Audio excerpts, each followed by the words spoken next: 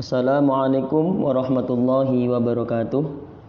Selamat pagi anak-anakku semua kelas 3 SD Islam Primadana.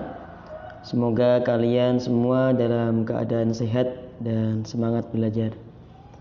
Jumpa lagi dengan Pak Hasan. Kali ini kita akan bersama-sama belajar agama, yaitu PAI Mandiri. Dalam hal ini kita akan fokus mempelajari pelajaran bina Al-Quran Hadis dan akidah akhlak. Silakan anak-anak dipersiapkan bukunya dan disimak baik-baik apa yang nantinya Pak Hasan jelaskan. Sebelum kita memulai pembelajaran kita pada hari ini, terlebih dahulu mari kita bersama-sama membaca basmalah. Semoga kita semua diberikan kemudahan dalam belajar dan ilmu yang kita pelajari bisa bermanfaat. Bismillahirrahmanirrahim. Yang pertama, kita akan belajar bina Al-Quran Hadis.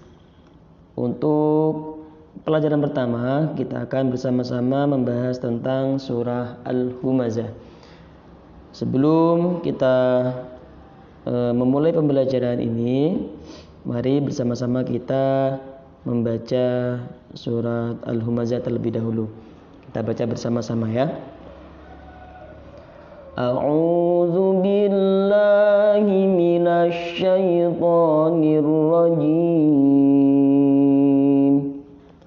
Bismillahirrahmanirrahim. Wailul likulli humazatil lumazah allazi jama'a malan wa 'addadah yahsabu anna malahu akhladah kalla layunbadanna fil hutamah wa ma adraka mal hutamah narullahil muqadah allati tattali'u 'alal afidah innaha 'alaihim mu'sadah fi 'amadin mumaddadah. Shadaqallahul azim. Alhamdulillah, baru saja kita telah bersama-sama membaca surat Al-Humazah. Semoga kita semua mendapatkan berkah dan syafaat dari Al-Quran. Amin Allahumma amin. Untuk terjemahnya nanti bisa anak-anak baca sendiri ya di buku paket. Hari ini Pak Hasan langsung akan menjelaskan ke isi kandungan surat Al-Humazah. Surat Al-Humazah diambil dari kata humazah yang artinya pengumpat. Apa itu pengumpat? Pengumpat adalah orang yang mengumpat. Nah, mengumpat sendiri itu apa? Mengumpat adalah perbuatan mengejek atau menjelek-jelekan orang lain secara terang-terangan. Nah, jadi mengumpat ini adalah salah satu perbuatan tercela, perbuatan yang tidak disukai oleh Allah Subhanahu wa ta'ala.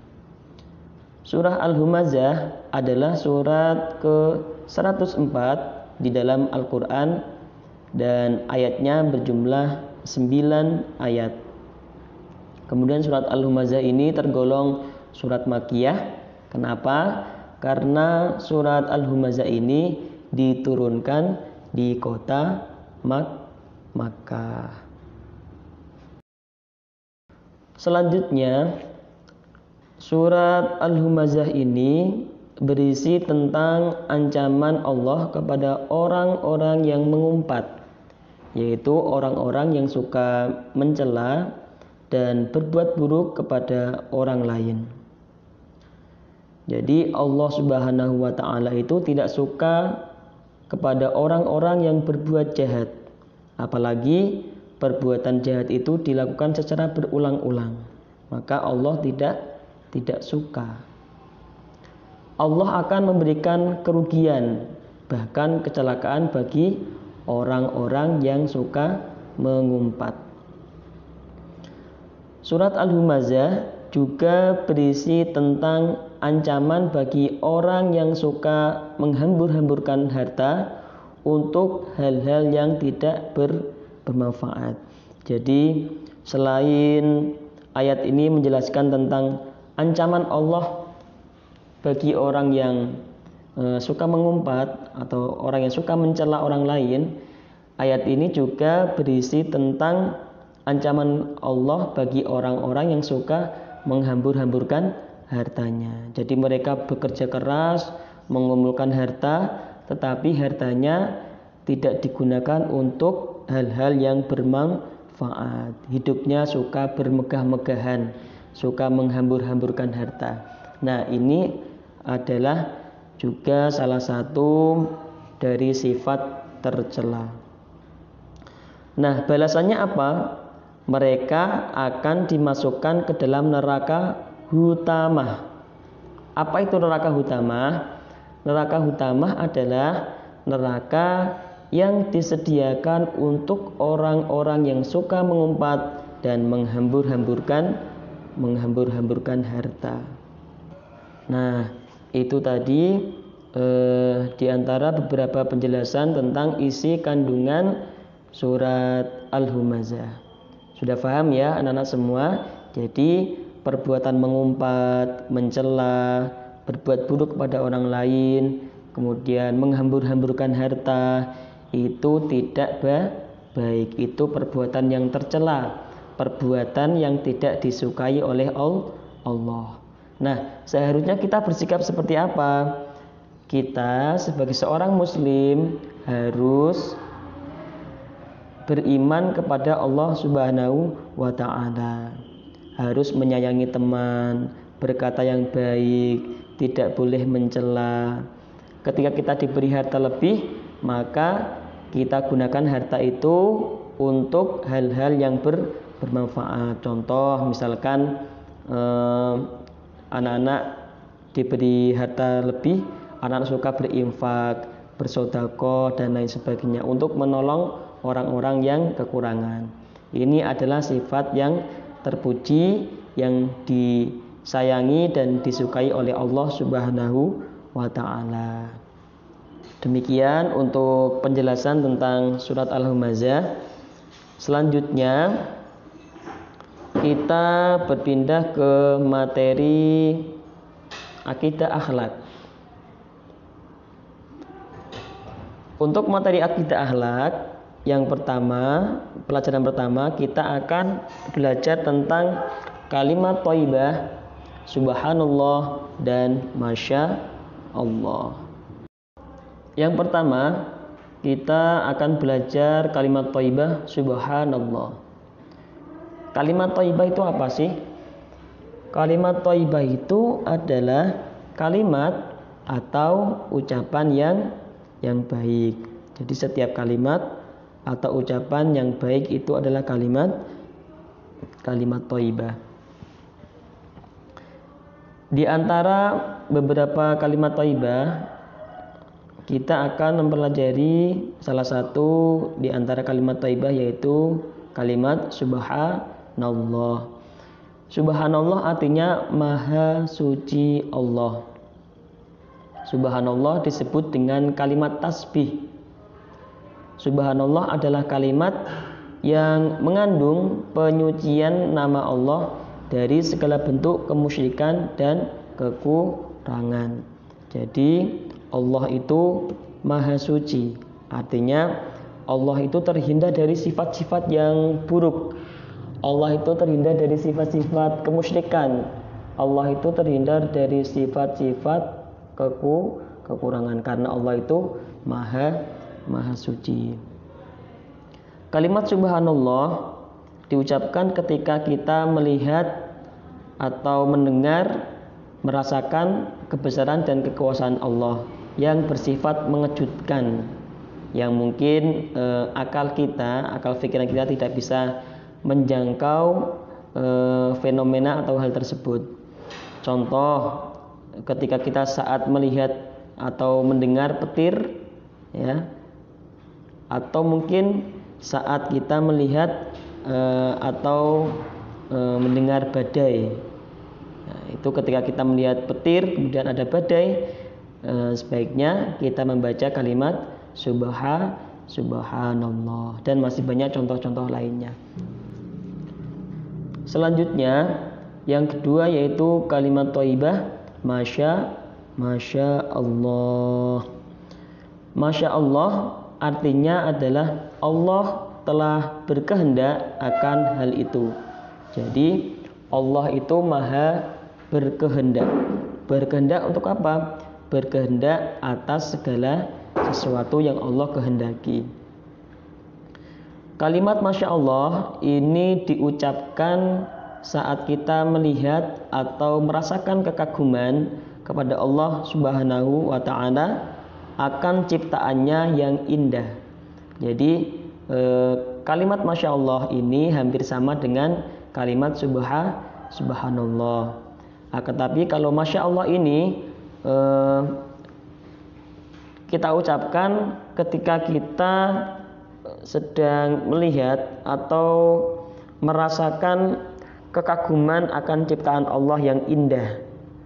Contoh, ketika anak-anak melihat pemandangan yang indah, kemudian ketika melihat gunung yang menjulang tinggi, kemudian melihat bulan dan bintang saat malam hari dan lain sebagainya, ya. Jadi sesuatu yang indah, ya, itu sebaiknya kita membaca Masya Allah. Ini adalah salah satu dari kalimat thayyibah. Nah, selanjutnya, kenapa kita diharuskan untuk membaca kalimat-kalimat thayyibah? Kenapa? Karena ada banyak hikmah yang terkandung ketika kita membaca kalimat-kalimat thayyibah. Yang pertama, kita akan mendapatkan pahala dari Allah Subhanahu wa Ta'ala. Jadi ketika kita membaca kalimat thayyibah, subhanallah, masya Allah, itu akan mendapatkan pahala dari Allah Subhanahu wa Ta'ala. Kemudian yang kedua, akan menambah keimanan kita kepada Allah Subhanahu wa Ta'ala. Jadi iman kita bertambah, keyakinan kita bertambah bahwa Allah itu ada, bahwa Allah itu maha indah, bahwa Allah itu maha berkehendak, bahwa Allah itu maha berkuasa atas segala sesuatu. Ya, jadi keimanan kita itu bertambah kepada Allah Subhanahu wa Ta'ala. Yang ketiga, kita akan semakin dekat dengan Allah Subhanahu wa Ta'ala. Jadi dengan kalimat thayyibah itu akan semakin mendekatkan diri kita kepada Allah Subhanahu wa Ta'ala. Ya, jadi itulah hikmah membaca kalimat-kalimat thayyibah. Maka dari itu anak-anak semua atau kita semua, mari kita biasakan diri untuk membaca kalimat-kalimat thayyibah agar kita semua disayang oleh Allah Subhanahu wa Ta'ala. Nah, itu tadi penjelasan tentang kalimat thayyibah. Untuk lebih jelasnya, anak-anak mungkin bisa baca lebih detail lagi pembahasan yang ada di buku paket kalian masing-masing. Silakan anak-anak baca kembali, kemudian anak-anak kerjakan tugas uji kompetensi untuk bina Al-Quran hadis. Silakan anak-anak kerjakan uji kompetensi halaman 10 Romawi 1 di buku paket masing-masing. Kemudian untuk bina akidah akhlak juga sama, kerjakan uji kompetensi halaman 10 Romawi 1 di buku paket kalian masing-masing. Silakan dikerjakan dengan baik. Semoga anak-anak bisa lebih memahami apa yang kita pelajari hari ini dan bisa diterapkan dalam kehidupan sehari-hari. Demikian untuk pembelajaran kita pada hari ini. Semoga apa yang Pak Hasan sampaikan bisa difahami dan bermanfaat buat kita semua. Sebelum kita akhiri, mari kita bersama-sama membaca hamdalah bersama-sama. Alhamdulillahi Rabbil Alamin. Demikian dari Pak Hasan. Kurang lebihnya mohon maaf. Wassalamualaikum warahmatullahi wabarakatuh.